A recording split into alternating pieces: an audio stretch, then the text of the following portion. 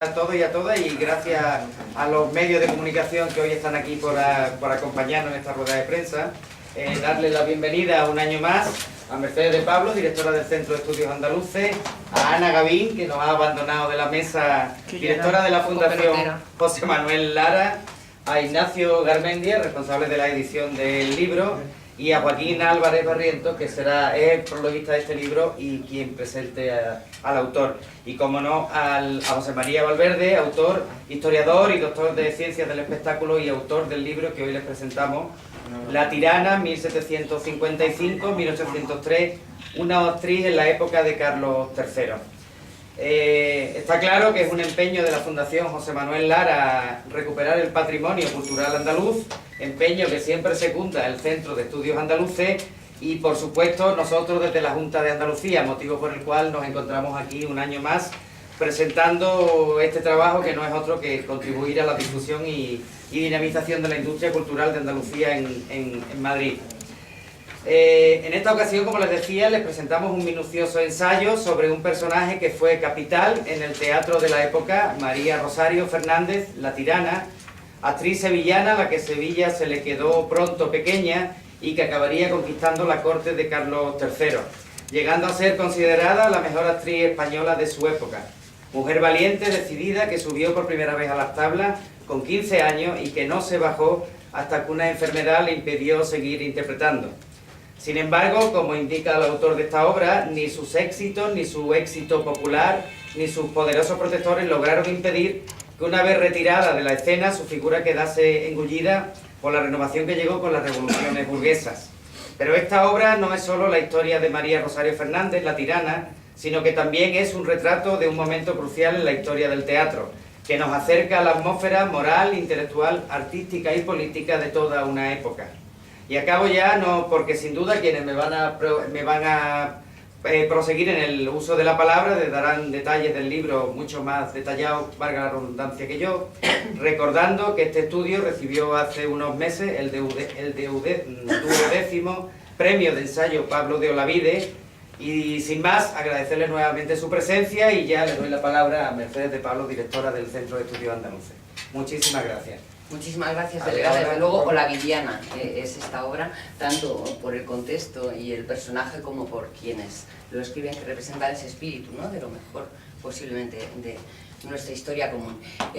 Unos minutos nada más, apenas unos minutos, les robo su tiempo para gratitud, por un lado, por parte del Centro de Estudios Andaluces, y también para ponerles a su disposición el Servicio de Publicaciones del Centro de Estudios Andaluces, que es una fundación pública de la Junta de Andalucía, dedicada a la divulgación de la investigación sobre la realidad social, la historia y la identidad andaluza, y también con un enorme esfuerzo en la publicación de libros, de trabajos de investigación y también de nuestra revista Andalucía en la Historia. En este sentido, y desde hace 5 años, el Centro de Estudios decidió redefinir su línea de publicaciones. A partir de ese momento, todos los resúmenes, estudios, ensayos que tuvieran que ver con las investigaciones académicas que nosotros financiamos a través de concurrencia pública y la criba de la ANECA, por cierto, pasan a ser ediciones digitales, y apostábamos por la edición en papel de libros singulares y, sin ninguna duda, por la coedición. Porque creemos que, aparte de mantener colecciones del propio centro, como es la colección Imagen o la colección de monografías, creemos que la coedición es una obligación de una fundación, de una empresa pública como la nuestra, de un centro público como el nuestro. La coedición significa el apoyo al enorme esfuerzo que editoriales e instituciones privadas están haciendo por la divulgación, la difusión de nuestra cultura, de nuestros personajes, de nuestra historia. En este sentido, nosotros hemos colaborado, llevamos mucho tiempo ya, con la coedición, la reedición de textos ya desaparecidos con la editorial Renacimiento. Lo hemos hecho con Galaxia Gutenberg, lo hemos hecho con Ediciones del Viento, lo hemos hecho con Comares, y insistimos en colaborar con la Fundación José Manuel Lara, porque este es el capítulo de agradecimientos que yo quería hacer, tanto en la persona de Ana Gavín, en su impulso, en su liderazgo, en su compromiso personal y profesional con la cultura y con Andalucía, como con todo el equipo de la Fundación José Manuel Lara, que trabajan tan bien, que trabajan de manera tan eficaz y que contribuyen a nuestro capital, al capital más importante que tiene Andalucía, que es su cultura y es su universo cultural. En este sentido es la tercera vez, vinimos ya a presentarles una edición de textos de Juan Ramón Jiménez, lo hicimos también con Zenobia y insistimos ahora con La tirana, una historia asombrosa y deslumbrante que, como bien decía la delegada de la Junta, es algo más que la historia de una gran actriz, es la historia de una época. Termino mi gratitud a los medios de comunicación, que son los que nos ayudan a cumplir con nuestra obligación de divulgar el conocimiento, divulgar la cultura del conocimiento, y a la delegada de la Junta de Andalucía, que siempre nos sirve de embajadora y nos hace sentir en casa. Así que muchas gracias. Les dejo con el prodigioso editor que es Ignacio Garmendia. Muchas gracias, Mercedes. Yo voy a decir también muy brevemente, lo primero, naturalmente, agradecer en nombre de Ana Gaví, la directora de la Fundación José Manuel Lara, la colaboración con el Centro de Estudios Andaluces, que siempre es una alegría. También está lleno de buenos profesionales y están aquí varios de ellos, y bueno, agradecerles la colaboración, que efectivamente, como ha dicho ella, se ha materializado ya en varios libros y esperemos que siga siendo así en otros. Respecto al libro La tirana, tenemos un experto conocedor, el profesor Álvarez Barrientos, para hablarnos, que es el prologuista además de la obra, y no cometer la indelicadeza de hablar más de la cuenta, de su contenido, pero sí me gustaría resaltar algo que además muy recientemente, la semana pasada, estuvo en Sevilla Guillermo Carnero, el poeta y estudioso Guillermo Carnero, de quien la colección Bandaria publicó su último libro de poemas, un libro espléndido, Regiones Devastadas.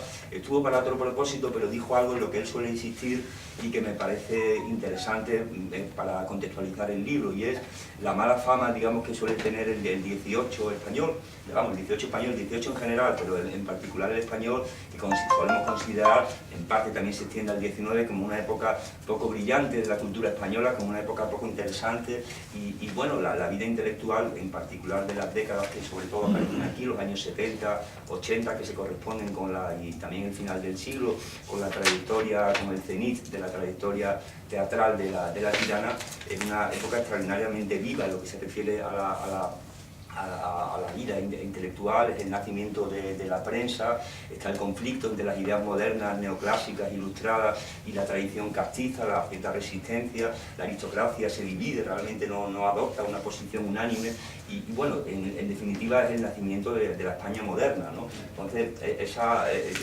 decía Carnero que bueno, que tenemos incluso de la propia literatura como una literatura demasiado apegada a la preceptiva, sin vuelo, sin vida, y es una cosa absolutamente falsa que se pone especialmente de manifiesto en el ámbito del teatro, ¿no? Como explica muy bien José María en su libro, bueno, era no solamente la principal diversión pública, sino que también permitía un contacto realmente, que hoy diríamos casi interactivo, ¿no? Entre los autores, los actores, que hablaban en las previas de sus vidas privadas, que conocía a su vez el público. Y bueno, es todo realmente, además de apasionante, extraordinariamente moderno, ¿no? Yo creo que eso es uno de los grandes valores de este libro. Datos biográficos de la tirana realmente tenemos poco, y el libro es ejemplar en ese sentido también. José María ha llevado a cabo una labor de investigación de primerísima mano en lo de los archivos, un libro de investigación, no es solamente un ensayo historiográfico, y hace especialmente bien a partir de cosas casuales, de expedientes administrativos, la mayoría, deduce y contextualiza también a partir de la literatura secundaria todo lo que ignoramos, que es en realidad casi todo, ¿no? Especialmente se detiene en el expediente del divorcio, que ilumina muchas cosas, no solamente de la vida de la tirana, sino también de la vida social de la española de esos años. Pero como han resaltado mis dos compañeras de mesa, su libro, más allá de la trayectoria individual de la tirana, de la intrahistoria del tirano, del teatro de esos años, que en un momento en que está cambiando hacia lo que conoceremos como el teatro moderno, traza un fresco que se extiende también a la política. Aparece el propio Gavide, que fue quien restauró en la ciudad de Sevilla las diversiones públicas, que estuvieron prohibidas, como él cuenta, durante un siglo, y es un libro muy instructivo también en ese sentido. Poco más voy a decir porque tenemos al profesor Álvarez Barrientos para que nos lo expliquen mejor de lo que yo puedo hacerlo, pero creo que es un libro importante, no solamente porque rescata la vida de una mujer que fue la gran dama de los teatros de Madrid de su época, la generación la más antigua, ¿no? Complementa muy bien la biografía canónica de Cotarelo, a la que se remite continuamente con sus propias investigaciones, en ese sentido ejemplar, un verdadero trabajo de investigación, y luego pues a los meros lectores nos instruye mucho sobre una época absolutamente fascinante que está en el nacimiento de la España moderna y cuyas polémicas de alguna forma nos siguen atañendo, nos siguen concerniendo, por ejemplo, hasta qué punto pues debemos apegarnos a la tradición propia o estar abiertos a las tradiciones ajenas, foráneas, en aquel caso la que provenía de Francia, y bueno, y muchos otros que rebasan el estricto ámbito del teatro. Nada más, solo felicitar a José María y nada, enhorabuena. Joaquín, por favor. Sí. Bueno, buenos días. Voy a empezar también dando felicitaciones al autor, porque ha hecho un gran libro, un libro que es el resultado de una tesis, un importante trabajo, y por supuesto la enhorabuena a las instituciones que han colaborado en la... Un poquito más para ella. Tampoco es tan importante lo que voy a decir, que merezca el acercamiento. La humildad es la más alta de las coqueterías. Sí, eso también es verdad, sí.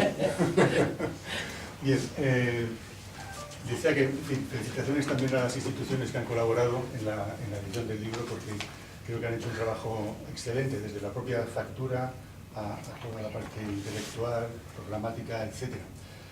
Y además estás en compañía de Guillermo Carnero. En efecto, a mí me parece que su último libro de poemas es tremendo, ¿no? Es devastador como el título. Y además es un buen amigo. Me han dicho que sea corto y voy a serlo. Para mí el libro tiene diferentes virtudes, voy a referirme solo a algunas. Por un lado, el libro es una rareza en el sentido de que aborda un aspecto de la historia cultural española al que muy pocas veces se atiende. Se atiende a la literatura, a la historia, no sé qué, pero no se atiende a los actores, y menos a los actores del pasado. Hoy en día sí, se publican biografías y memorias de actores y actrices contemporáneos, pero no se atiende a actores del pasado, y da la impresión de que todo empezó hace muy poco, y no es así, todo empezó hace mucho. Ignacio ha dicho hace un momento que estamos ante una época moderna, ante una época, y es verdad, es una época en la que nuestro lenguaje emocional, el lenguaje político que todavía utilizamos hoy, surge aquí, sobre todo en la segunda mitad del siglo XVIII. Y las preguntas que seguimos haciéndonos y siguen sin respuesta nacen precisamente de no haberse solucionado en estos momentos. Entonces, el libro, como digo, es un libro raro en este sentido, en el que aporta información sobre un aspecto de la vida intelectual y de la vida cultural española al que no se suele prestar atención. Por otro lado, trabaja mucho los aspectos económicos y administrativos, y esto es algo importante para el mundo cultural, pero sobre todo para el mundo del teatro. Por lo general, los historiadores del teatro apenas se centran en esos aspectos. Suelen centrarse en aspectos literarios, en aspectos estéticos, de otro orden, pero no en algo tan fundamental como lo económico y lo administrativo. Si no hay dinero, no hay teatro. ¿Vale? Hablando y después, ya se ha dicho, en efecto, es la vida de una actriz, de una mujer. En esta época no solo hubo la tirana como gran actriz, hubo otras grandes actrices, antes y después, que contribuyeron a su olvido, como Rita Luna, por ejemplo, en fin, otras. Voy a decir lo siguiente, todas las actrices, o casi todas las actrices que en esta época tuvieron éxito, es decir, ganaron bastante dinero, tuvieron siempre problemas con la administración, problemas con sus maridos y problemas con el entorno. ¿Por qué? Porque quisieron llevar adelante una vida independiente, una vida que les podía facilitar precisamente el ser asalariadas, el tener un dinero y ganar mucho dinero, porque ella, como otras, ganó mucho dinero. Hubo alguna actriz que tenía ganaderías, que tenía casas, que en sus testamentos y demás, como sabemos, pues dejan alhajas, casas, cuadros de Goya. Que Goya pintara a una actriz o a un actor como Isidoro Michael da cuenta de la importancia que ya tenían los actores en este momento. Una importancia que, entre otras cosas, se refleja en cómo eran perseguidos por la calle, cómo eran acosados en sus casas, sobre todo ellas, más que ellos, eran acosadas. Y tenían que hacerles caso, tenían que aceptar esta entrada en su intimidad de los apasionados para que después no les dieran gritas ni les hicieran fracasar los extremos. De modo que en este aspecto el libro también es representativo de un tipo de mujer que no es tan excepcional en esta época, y es una mujer independiente, una mujer o que procura serlo, y una mujer que cada vez va a tener más espacio en la sociedad. De hecho, la legislación en el siglo XVIII cambia para que los hijos y las hijas tengan más independencia a la hora de elegir el estado que quieren tener, me refiero a estar casados o a estar solteros, a la hora de poder elegir pareja, y que los padres no intervengan tanto como hasta ese momento estaban interviniendo. Es decir, se estaba dando más libertad también a las mujeres. Hay mucha legislación al respecto.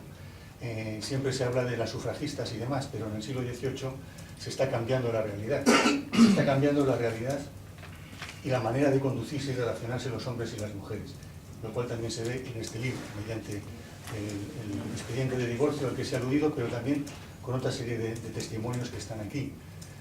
Y lo encontramos también en la literatura, en algo tan obvio como que las protagonistas femeninas de la segunda mitad del siglo XVIII son mucho más autónomas, mucho más independientes, más varoniles, como se las denomina en el siglo, que los hombres.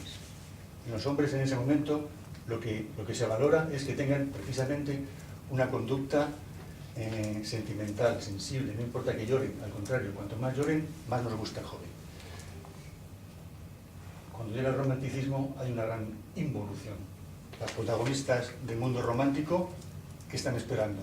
Están esperando ser secuestradas por sus amantes. Y todos los dramas románticos se caracterizan por esto. Y por esa cosa que se llama el ángel del hogar. Entonces, en esta época tan desconocida, tan maltratada, como también se ha señalado, porque se piensa que es una época anti-española, una época afrancesada, un gran error, porque es la época en la que se empieza a escribir la historia de España, la historia del arte, la historia del teatro. Es una época en la que se hacen las primeras investigaciones en los archivos, las relaciones de monumentos, para convertir la historia en patrimonio, al fin de cuentas, ¿no? Y poder darles un sentido a todo ese pasado, es decir, nada más español, nada más nacional. Sin embargo, se arrumbó y es el gran olvidado, como decía Guillermo Carnero, muy bien dicho. Y todo esto, que parece que me estoy yendo por las ramas, pero no me estoy yendo por las ramas, todo esto está aquí. De alguna manera se puede leer en los diferentes capítulos del libro, que, como también se ha dicho, atienden a aspectos muy diferentes de la realidad estética y espectacular de la época, teniendo en cuenta algo que me parece otra valía del libro, y es que contextualiza la vida del personaje no solo dentro del mundo teatral, o estético, o administrativo, sino también dentro de las líneas políticas. El teatro en el siglo XVIII es una cuestión política. Está siendo dirigido por los gobiernos, se quiere cambiar la realidad interpretativa, etcétera, etcétera, etcétera. ¿Por qué? Porque, como ellos dicen, el teatro muestra la civilización de un país, de un reino. Entonces tenemos que tener buenos actores, buenas decoraciones, buenas iluminaciones, buenos textos, porque eso va a dar imagen política, nos va a representar ante el resto de los reinos europeos. Y es algo que no es solo de España, es algo que está pasando en toda Europa. Es decir, España no está al margen, como se ha dicho tantas veces. España no está al margen en absoluto de lo que está sucediendo en Europa. Y muchas otras veces está tirando de lo que sucede en Europa. Entonces, y voy a terminar para darle la palabra al protagonista y al autor. Entonces, todas estas cosas, ya digo, están presentes en este libro, de modo que es un libro valioso, no solo porque recupera a una primera dama del teatro y vuelve a ponerla sobre los escenarios, sobre la vida pública, lo pone en primera fila, sino porque nos sitúa en un momento de cambio, en un momento en que se está creando la España moderna, en efecto, en el que se está creando toda una serie de discursos de los que somos absolutamente herederos. Y todo eso está en este libro. Así que enhorabuena y gracias por haberlo hecho. Muchas gracias a ti. Cuando quiera. Bueno, gracias por los que me han precedido y de alguna manera un poco me dejan ya que, ¿no? Pero voy a intentar dar alguna pincelada más sobre mi personaje, ¿no? Sobre la tirana, ¿no? Que yo he fabulado de alguna manera, ¿no? Todo personaje histórico, de alguna manera, uno va a las fuentes, a los archivos, para constatar cosas, pero en definitiva, finalmente uno crea una imagen, yo he tratado que sea lo más fiel posible de aquella persona, ¿no? Quisiera empezar por una referencia muy indirecta, pero en la novela de Pío Baroja, Camino de Perfección, que está escrita o publicada en el año 1900, creo, hay una escena bastante curiosa al final, cuando el protagonista, Fernando Osorio, decide sentar la cabeza del hombre y se enamora de una pariente suya, creo que era prima, Dolores. Pues el hombre está pensando si declararse o no declararse y la sorprende en su casa con una serie de amigas, de la pandilla, digamos, ¿no? De sus amigas, y cuenta él que que ellas ya eran conscientes de que él había tenido una vida un poco licenciosa previamente en Madrid y en todas sus correrías, ¿no? Fernando Osorio había, en fin, transitado por muchos sitios y finalmente el hombre parecía que quería sentar la cabeza, ¿no? Entonces se produce una escena en la cual Fernando Osorio dice que él efectivamente en Madrid, que no tiene que ocultarlo, que él ha visto bailar a la bella Otero, a Cleo de Merode y a las actrices y cupletistas de la época. Entonces la pandilla de amigas dicen, valientes tunantas serían, ¿no? Si yo fuera hombre no las había de mirar ni a la cara, dice una de ellas, ¿no? Una de las amigas. Y sin embargo, Dolores, aquella que ya le ha gustado al protagonista, Fernando, sin embargo, dice, pues yo creo que si fuera hombre me gustaría mucho. Y entonces todas las amigas protestaron, le dirían, hay que ver que poco decente eres o lo que sea, ¿no? Después que se fueron estas visitas, estas amigas de Dolores, cuenta Fernando, que es el que narra la novela, ¿no? Cuenta que Dolores le dijo que estaba coleccionando una serie de cajas de cerillos, o de cerillas, de fósforos, de artistas, de cupletistas, y en fin, de las artistas del varieté de Madrid, del Madrid de la época, 1900, ¿no? Y bueno, traigo esta a colación porque yo buscando imágenes de la tirana en la Biblioteca Nacional me encontré con una caja de cerillas de esta época con la efigie de la tirana, ¿no? Entonces, vamos a ver, ¿por qué hago esta introducción? Bueno, yo creo que la tirana fue un mito erótico en su época, ¿eh? Mito erótico, vamos a ver. Pensemos que esta chica, procedente de Sevilla, se casa con 14 años, muy ingenua, es una boda de conveniencia del padre. Probablemente la madre era, como digo en el libro, era actriz también, y entonces la transmisión del conocimiento y de la profesión era de padres e hijos, y en la profesión cómica era así también, ¿no? Entonces esta chica, con solo 14 años, se casa y este es su destino. El intendente Olavide está restaurando el teatro en Sevilla, monta una escuela de actores que rompa con la tradición de la enseñanza que se le daba entonces a los cómicos, que era una enseñanza, digamos, de transmisión de padres a hijos, de los personajes, de los caracteres que deberían representar sobre las tablas, ¿no? Entonces Olavide se lo plantea de diferente manera, por influencia de toda la tratadística, oratoria y demás francesa, ¿no? Y monta una escuela de actores, probablemente Rosario, aunque no consta, pero probablemente es ahí donde se relacionó con los primeros actores y conoció probablemente las primeras, o vio actuar a unos y a otros, vio un poco. El caso es que Olavide, que tenía ese proyecto para Sevilla, sin embargo se ve hombre de Arandas y sin embargo se ve cogido por el hombre fuerte de entonces, que era el marqués de Grimaldi, el hombre fuerte en la corte. Aranda era el presidente del Consejo de Castilla, tenía mucho peso y era el que protegía a Olavide como intendente en Sevilla. Olavide lo mandan a Sevilla a poner orden. Las ciudades entonces funcionaban un poco como ciudades-estado, por tanto a Olavide lo mandan allí a poner al cabildo sevillano firme, porque bueno, habían ocurrido una serie de cosas, sobre todo y especialmente como consecuencia del conocido como motín de Esquilache, ¿no? Pero bueno, por ahí no podemos extendernos mucho. Lo que vemos es a una chica ingenua, formada en una familia modesta, pero en fin, que podemos decir de clase media, un padre quizás con pretensiones, y que de pronto se encuentra que tiene que gestionar una vida cortesana, en la cual ella es una chica, ya viene casada con su marido, viene, digo, a los teatros de la corte, a Aranjuez, La Granja y tal, y ella tiene que gestionar allí sus atractivos. Claro, inmediatamente actuar ante los reyes, porque estos teatros eran puramente cortesanos, actuar ante los reyes, ante los grandes de España y tal y cual, pues era exponerse a que la demanda proviniera de ellos, ¿no? No sé si me explico, ¿no?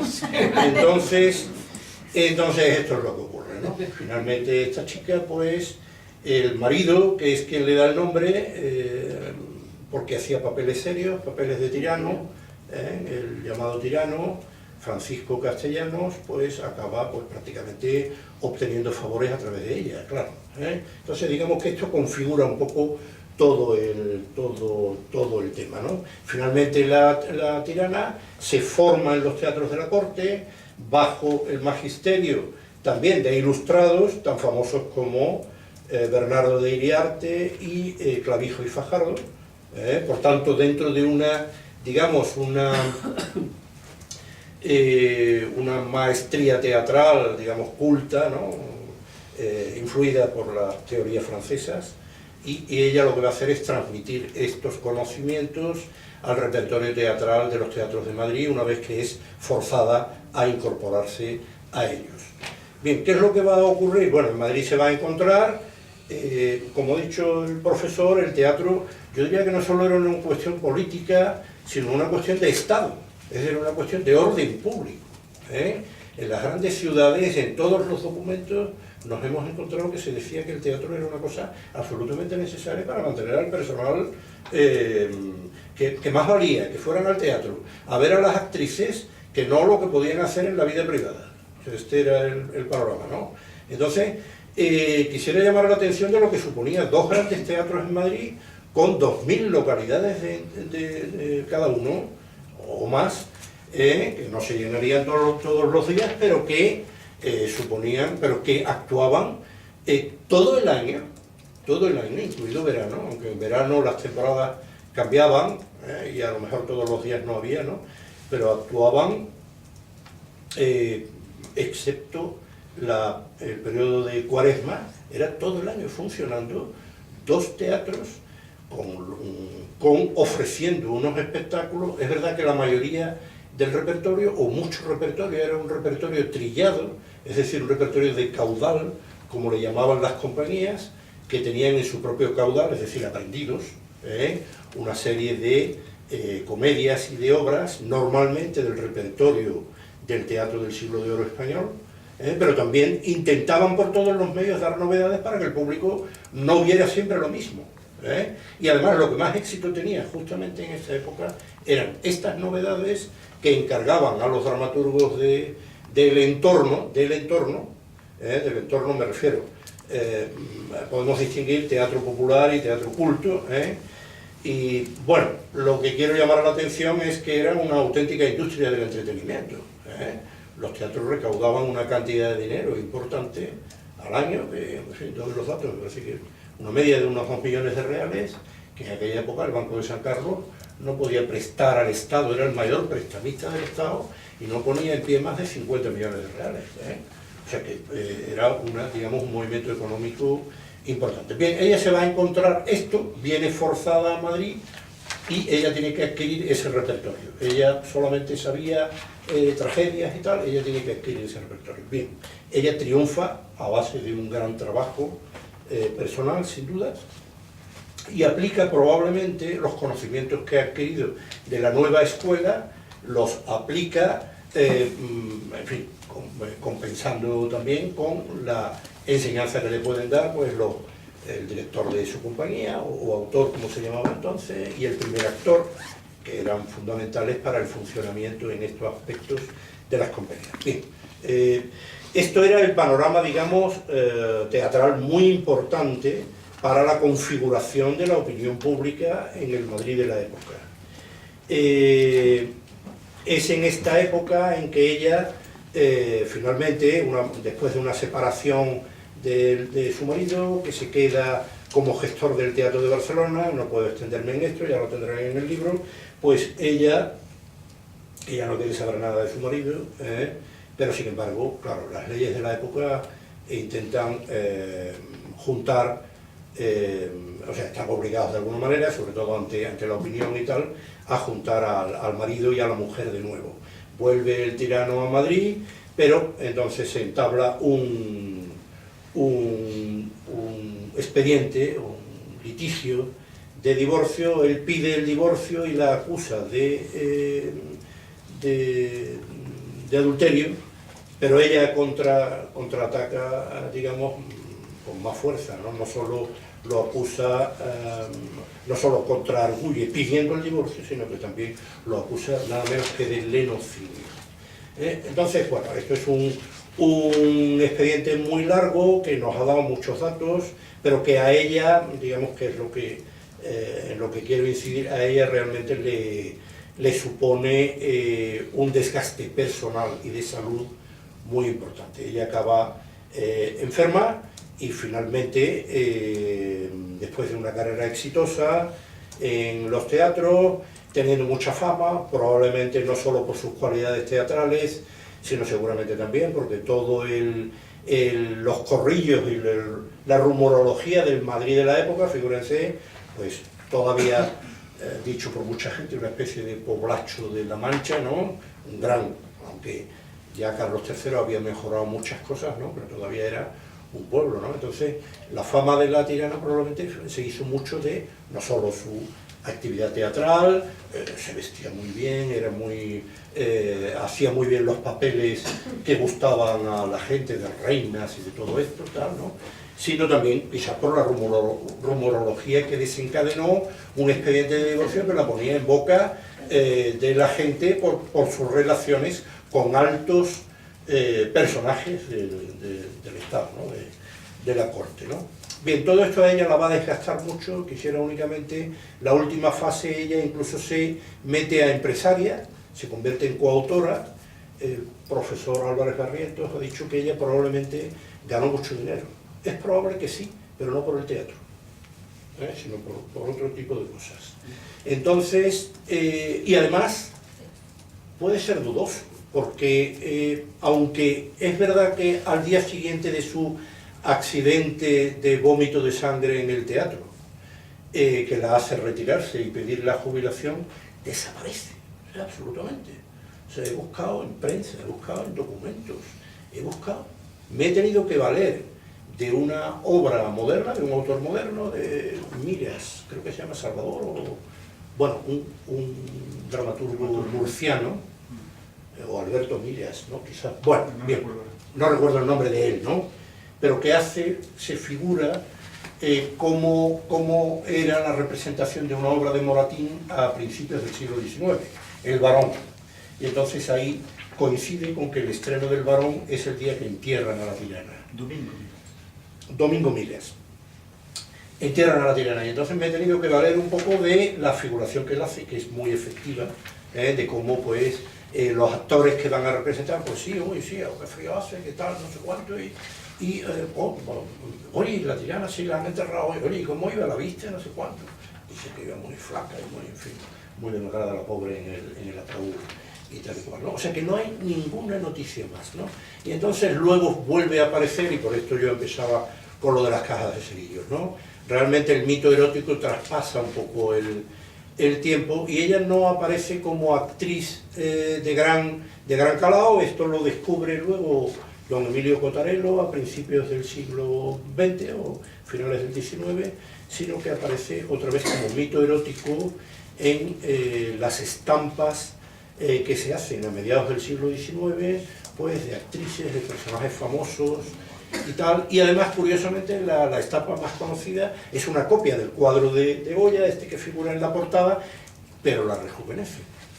Porque claro, si uno mira aquí a la pobre tirana, ya la pobre tirana tenía 40 y tantos años, había estado enferma y se la ve un poco demacrada. Por otro lado, Goya, si no le gustaba mucho a quien retrataba, pues la ponía como era, ¿eh? Si él, Goya con las mujeres, pues era Entonces todo esto coincide con la pintura histórica y, por otra parte, seguramente con el redimensionamiento también de la figura del genio goyesco. Y entonces aparece pues esa serie de estampas que están en la Biblioteca Nacional, pero aparecen también folletines. El más conocido es uno de Fernández y González, en la que convierte a la tirana en amante del pintor Goya, bueno, amante, bueno, en fin, una mujer de esta devoradora de hombres, ¿no? Casi, ¿no? Bueno, pasa como mito erótico y finalmente aparece, pues, para el gran público aparece, pues, en las cajas de cerillos, ¿no? Entonces, bueno, esto es un poco lo que yo quería decir sobre mi personaje, ¿no? Bueno, pues muchísimas gracias a todos. No sé si está previsto Sí. eso. Yo quería saber si en la película que hace Juan de Orduña sobre ella, interpretada por Paquita Rico, es bastante real lo que cuenta o es casi toda ficción. Pues es que lo curioso es que se llama así, pero realmente de lo que trata es de otra tonadillera famosa que fue La Caramba. O sea que le llama La Tirana, pero realmente en la película lo que tratan habitualmente es de La Caramba. Y bueno, la hacen, en la película yo la he visto hace tiempo, me gustaría volver a verla porque es curiosa, pero la hacen figurar permanentemente con mucha confianza con la duquesa de Alba, la famosa que pintó Goya, claro, y que fue, parece, es así, ¿no? Probablemente amante, tuvo, en fin, relaciones con el pintor, ¿no? Y la hacen figurar en citas amorosas pero no es muy real aquello. Bueno, en fin, lo que es una película, ¿no? Folletinesca, ¿no? De alguna manera, ¿no? No sé si he contestado lo que diría, ¿no? Yo quería saber dos datos periodísticos. Uno, primero, ¿sabe más o menos a cuántos actores y actrices pintó Goya? Y segundo, ¿en qué fechas exactas estuvo prohibido el teatro? Porque un siglo me parece mucho. Sí, vamos a ver, estuvo prohibido, hay todo un libro hecho por el propio Cotarello que se llama Las controversias sobre el teatro en España. El teatro siempre tuvo mala fama por la opinión eclesiástica, ¿no? Y tuvo grandes dificultades, no solo en Sevilla, sino en toda España. Lo que pasa es que, claro, el caso de Sevilla es muy importante porque era la primera ciudad de la monarquía cuando se le prohíbe el teatro, una ciudad que todavía, porque esto ocurre en 1679, y el teatro está prohibido en la ciudad de Sevilla hasta 1770, con la llegada de Carlos III. Entonces lo que se restaura es la ópera. Lo primero que se restaura en Sevilla son espectáculos operísticos más del gusto de la nobleza sevillana, sobre todo los maestrantes, de la Real Maestranza y todo esto, que parece que está por detrás de esta restauración de las tablas, ¿no? Digamos, del espectáculo de este tipo. Y es efectivamente un ciclo. Bueno, pero fue en Sevilla. En Madrid, en cambio... No. Madrid, vamos, esto es un poco lo que yo quería decir antes. Las ciudades importantes de la monarquía, léase, Madrid, Cádiz, cabeza del comercio americano, y Barcelona, mantienen prácticamente siempre Madrid desde finales del 16, Cádiz desde mediados del 17 en que ya tiene un teatro estable, Y Barcelona, con ciertas interrupciones, pero también prácticamente lo mismo que Madrid, mantienen el espectáculo teatral.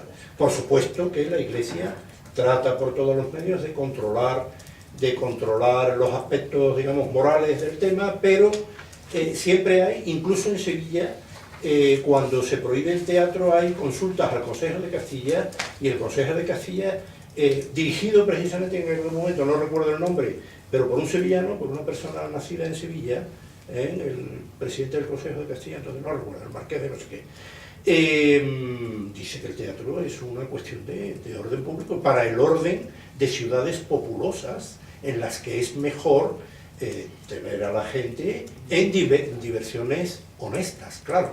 O sea que el teatro, por supuesto, estaba muy bien regulado por la autoridad pública, lo que deberían de durar, cómo tenía que ir la gente vestida, qué no se debería permitir dentro. Por supuesto, luego, pues claro, todo era, como todo, pues objeto de vigilancia, y había gente que se pasaba, y bueno, y entonces pues intervenía la fuerza pública y tal y cual, ¿no? Pero el teatro era, desde luego, el poder estaba muy interesado y tenía muy claro que tenía que haber en ciudades populosas. Cádiz llama la atención, pero claro, es que Cádiz tenía una colonia de comerciantes de todo el mundo, de toda Europa, digamos, ¿no? Que era entonces el mundo, muy importante, entonces había que tenerlos también. Por otro lado, ya en la época, como ya ha apuntado también el profesor, en la época de la tirana, estaba muy interesada la monarquía, sobre todo en el reinado de Carlos III, de dar un aspecto diferente de la ciudad, pero también de sus diversiones. Entonces ahí viene todo esto de los paseos. Bueno, todo el que vive en Madrid sabe que de las reformas del buen alcalde Carlos III, ¿no? El adoctrinado de las calles, el alumbrado, bueno, y otra de las cosas era un cuidado muy específico y muy concreto sobre las diversiones teatrales. Tanto que ni siquiera el todopoderoso Grimaldi en su tiempo, Grimaldi recurre a los actores de Sevilla porque él no puede tirar de actores de otros sitios, a pesar de ser el, digamos, secretario de Estado, ¿no? un alto cargo. Él no puede entrar dentro de la jurisdicción del juez de teatros del reino, que de una forma nata estaba residenciada en el corregidor de Madrid, en aquel momento el famoso Armona, ¿no? Don José Antonio de Armona. Entonces, claro, este hombre Grimaldi, que es un hombre de mundo y tal, y que quiere en la corte, en los sitios reales, porque entonces la corte, esto es otra cosa importante, la corte hacía todo un recorrido impresionante y curiosísimo, ¿no? Por los sitios reales, pasaban una temporadita de primavera en Aranjuez, el verano se iban a la Granja, claro. El otoño creo que acababan en el Escorial, y luego el invierno, a partir del 1 de enero o de la fiesta de Reyes, creo, pasaban al Pardo. Y entonces así todos los años. Entonces, un movimiento impresionante de gente, de sirvientes, bueno, era una movida económica enorme, ¿no? Y de gente, ¿no? Entonces, en los sitios reales, Grimaldi, que ya el antecesor de Carlos III, Fernando VI, había tenido espectáculos operísticos, e incluso ese año, el año que llega la tirana, el año anterior, llega una compañía francesa a interpretar teatro francés. Entonces, bueno, hacía falta cubrir un poco el expediente de una compañía de actores españoles, pero Grimaldi se encuentra con que no tiene actores, y entonces recurre a la compañía que está formando Olavide, y Olavide, claro, se cuadra. A Olavide no le hace ninguna gracia el tema, porque su interés había sido instaurar el teatro definitivamente en Sevilla.